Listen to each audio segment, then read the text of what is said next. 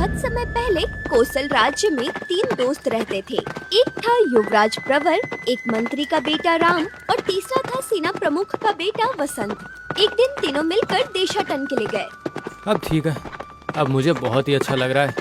हमेशा ही अपने राज्य में रह के इस बात से भी अनजान की बात संसार में क्या हो रहा है, अपने कक्ष को सारा संसार मानकर रहते हैं। पर हम तो किसी को बिना बताए निकल पड़े। अगर हम लोग वहाँ नहीं रहेंगे तो अपने परिवार वाले चिंता में होंगे। हम कोई छोटे बच्चे थोड़ी है, कुछ देर तलाश कर लेंगे और क्या, सोच लेंगे कि कहीं हम शिकार पर निकल गए होंगे। हमें कम से कम 1 वर्ष तक इस यात्रा में रहना होगा। अगर हमारे पास जो धन है वो खत्म भी हो जाएगा तो किसी से सहायता नहीं मांगेंगे, बल्कि स्वयं परिश्रम करके स्वयं ही वापस धन कमा लेंगे, लेकिन वापसी नहीं करेंगे। समझ गए तुम लोग? हम तो कर लेंगे, पर तुम्हें ही अब तक विलास में रहने का अनुभव है। तुम्हें नहीं पता कष्ट क्या होता है, लेकिन तुम्हें ही दृढ़ रहना होगा। ऐसे विलास में जीवन से दूर रहने के लिए तो मैंने ये यात्रा शुरू की है। हम तो बहुत दूर आ गए। देखने पर घना जंगल मालूम पड़ता है। हमें रात को यहीं पर आराम कर लेना चाहिए। उस रात वो तीनों वहीं पर रुक गए और जब अगली सुबह वो उठे तो देखा ये क्या है? इतना विशाल वृक्ष। कल रात को तो ये यहाँ पे नहीं था। अचानक रातों रात आखिर ये कहाँ से आ गया? सही कहा, कल रात जब हम यहाँ आए थे तब ये यहाँ पे नहीं था। अब ये अचानक कहाँ से प्रकट हो गया? और ये वृक्ष दिखने में काफी पुराना है। देखने में सब कुछ अजीब अजीब सा लग रहा है। कल रात हम यहीं सोए थे क्या? कहीं ऐसा तो नहीं कि हम नींद में चलकर यहाँ गए? देखो, तुम लोगों को कुछ समझ में आ रहा है क्या? मुझे तो कुछ नहीं आ रहा है। हाँ, मान लो कि हम नींद में चलकर यहाँ आए हो, पर क्या हमारे घोड़े भी नींद में चलकर यहाँ आए हैं? देखो, ये भी तो है। इसका मतलब हम सोए यहीं थे। ये जरूर कोई मायावी वृक्ष होगा। सही कहा, ये तो कोई मायावी वृक्ष है। इस वृक्ष की टहनियों को तो देखो, एक उत्तर दिशा की तरफ है तो दूसरी दक्षिण दिशा की तरफ है। वो भी सब की सब इतनी इतनी बड़ी है, लग रहा है कोई मनुष्य अपने हाथ से फैलाए खड़ा हो। सही कहा, ये निस्संदेह कोई मायावी वृक्ष है। हमारा यहाँ से जल्द निकलना ही सही होगा। ये तुम कैसी कायरता की बात कर रहे हो? हमारी इस यात्रा में ऐसी रोचक घटनाएं घटेंगी तभी तो ये यात्रा मनोरंजक होगी। इसकी दोनों और 2 टहनियां हैं, देखो तुम। इसके माध्यम से ये वृक्ष हमें कोई इशारा कर रहा है, समझे? हाँ, ये टहनियाँ बहुत दूर तक फैली हुई है। चलकर देखते हैं ये कहाँ तक जा रही है। देखो, तुम कहीं पर भी जाओ, लेकिन मैं किसी न किसी के साथ जाऊंगा। मुझे यहाँ पर बहुत डर लग रहा है। मैं यहाँ अकेला बिल्कुल नहीं रहूंगा। हम एक काम करते हैं, मैं उत्तर दिशा में जाकर देखता हूँ कि इस टहनी का अंत कहाँ होता है, और राम दक्षिण की ओर जाएगा। फिर मैं किसके साथ जाऊंगा? तुम हमारे लौटने तक यहीं रहोगे। हमें आने में देर हो जाए तो तब भी तुम्हें यहीं रहना है। 3 महीने बाद हम लोग यहीं पे मिलेंगे। अगर तब तक कोई लौट कर नहीं आया तो बाकी बचे दोनों को उसके पास जाना है। पर अगर खतरा हुआ तो? किसी भी एक के लिए तो कठिन ही हो सकता है। हम तीनों को साथ में चलना चाहिए। हमने लगभग सभी विद्याओं में पारंगत हासिल की है। हम श्रेष्ठ योद्धा हैं। हम अकेले 100 को भी धूल चटा सके इतने बलवान तो हैं, इसलिए घबराओ मत। ठीक है, तो फिर मैं दक्षिण दिशा की ओर अग्रसर होता हूँ। तुम उस दिशा में चले जाओ। इस तरह प्रवर उत्तर दिशा में तो राम दक्षिण दिशा में निकल पड़ा और वसंत वहीं उसी वृक्ष के नीचे रुक गया। बाप रे, ये कैसा विचित्र वृक्ष है। मुझे निकले 10 दिन बीत गए हैं, लेकिन इसका अंत अभी तक आया ही नहीं है। मन करता है वापस लौट जाऊं। हाँ, हाँ, अरे लगता है वहाँ कोई गांव है। यहाँ एक भी मनुष्य नहीं दिख रहा। आखिर यहाँ पे कोई लोग रहते भी है या नहीं रहते हैं? जब प्रवर उस गांव के अंदर गया तो उसे एक भवन दिखाई दिया। ये इस गांव का सबसे विशाल भवन है। इसमें जरूर कोई ना कोई रहता होगा। अंदर जाकर ये देखता हूँ। वाह, ये युवती कितनी सुंदर है। ये क्या, ये मुझे इस तरह क्यों देख रही है? क्या इस पूरे गांव में ये अकेली ही रहती है क्या? अच्छा सुनो, तुम कौन हो? यहाँ तुम अकेली क्यों बैठी हो? यहाँ कोई और नहीं है क्या? तुम्हारी आवाज ऐसी क्यों है? क्या तुम पुरुष हो? ये कैसा अजीब सा प्रश्न है। क्या तुमने अब तक किसी भी पुरुष को नहीं देखा है क्या? माँ से सुना जरूर था, पर देखा आज पहली बार है। ये इतना अजीब क्यों है? इस गांव में और कोई नहीं रहता है क्या? और इतने विशाल भवन में तुम अकेली क्यों बैठी हो? इस गांव में कोई नहीं रहता है, क्योंकि बाहरी दुनिया को पता ही नहीं है कि यहाँ पर कोई गांव भी है। इस गांव में केवल मैं और मेरी माँ रहती है। अब तक किसी तीसरे व्यक्ति को मैं नहीं जानती थी। तुम कौन हो और यहाँ पर कैसे आए?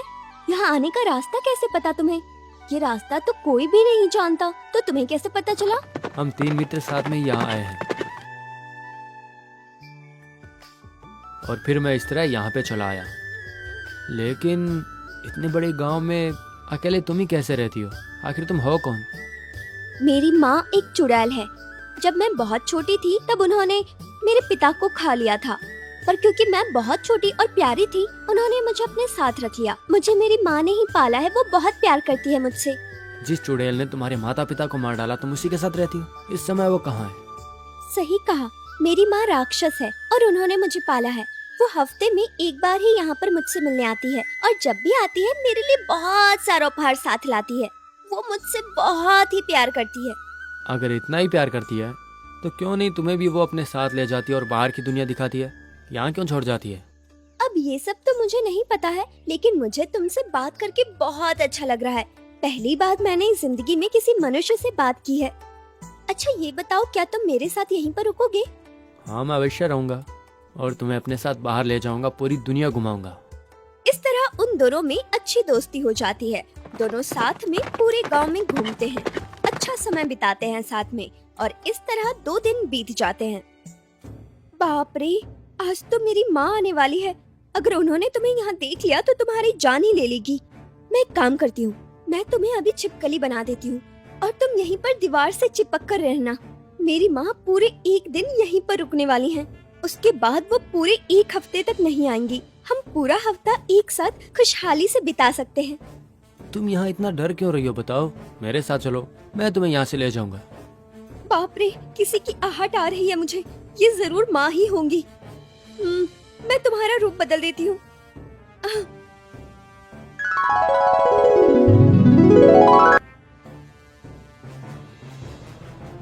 माँ, आज आप मेरे लिए कौन सा उपहार लेकर आई हैं? ये देखो, मैं तुम्हारे लिए ये लेकर आई हूँ। इसे कहते हैं आईना और तुम इसमें खुद को देख सकती हो। आहा, ये तो बहुत ही प्यारा है, बहुत अच्छा है माँ। वो तो ठीक है, पर ये मनुष्य की गंध कहाँ से आ रही है मुझे? क्या जब मैं यहाँ पर नहीं थी तो कोई यहाँ पर आया था? यहाँ पर कौन आएगा माँ? बचपन से ही मैंने आपके सिवा किसी को आज तक यहाँ पर देखा है क्या? ये जरूर मेरी ही गंध होगी। हाँ, सही कहा। वैसे भी यहाँ आने का साहस कोई नहीं कर सकता। ठीक है, मेरे जाने के बाद तुम यहाँ पर सावधानी से सतर्क होकर रहना। माँ, आप हमेशा यही तो कहती हैं। इसके बाद चुड़ैल एक दिन वहाँ पर रुक कर अगले दिन वहाँ से चली जाती है। पल्लवी उसके जाने के बाद प्रवर को फिर से अपनी माया शक्ति से इंसान बना देती है। अच्छा है, अब माँ पूरे 1 हफ्ते तक लौट कर नहीं आने वाली हैं। हम लोग तब तक आराम से यहाँ पर जीवन यापन कर सकते हैं। तुम यहाँ इतना डर के जी रही हो। देखो, मनुष्य राक्षस के लिए शत्रु ही होता है और देखना एक न एक दिन वो तुम्हें भी जरूर खा ही जाएगी। मेरी बात का यकीन करो। हाँ, सही कहा। उसकी वजह से मैंने अपने माता पिता को भी खो दिया है, पर अब क्या कर सकते हैं? मैं यहाँ से निकल भी नहीं सकती। देखो, अगर तुम हाँ कह दो तो मैं उस चुड़ैल का संहार करके तुम्हें यहाँ से ले जाऊंगा। ये काम इतना भी आसान नहीं है। उस चुड़ैल ने अपनी प्राण शक्ति को किसी रहस्यमयी जगह पर रख दिया है, जिसके बारे में मैं भी नहीं जानती और कोई भी नहीं जानता। अच्छा, ठीक है, तुम्हें एक काम करना होगा। तुम्हें उससे प्यार से बात करके उस जगह का पता लगाना है जहाँ पे वो रहती है, ठीक है ना? मैंने आज तक उनसे कभी पूछा नहीं। ठीक है, इस बार पूछती हूँ। वो मुझसे बहुत ही ज्यादा प्यार करती है, वो मुझे जरूर बता देंगी सब। चाहे वो कितना भी प्यार करती हो, चुड़ैल का सहवास अच्छा नहीं होता है, समझी? अब की बार जब वो आएगी तो उसका अंत होना निश्चित है। इस तरह 1 हफ्ता बीत जाता है। वो चुड़ैल फिर से वापस आती है। पल्लवी ने प्रवर को फिर से छिपकली में बदल दिया। ये देखो, मैं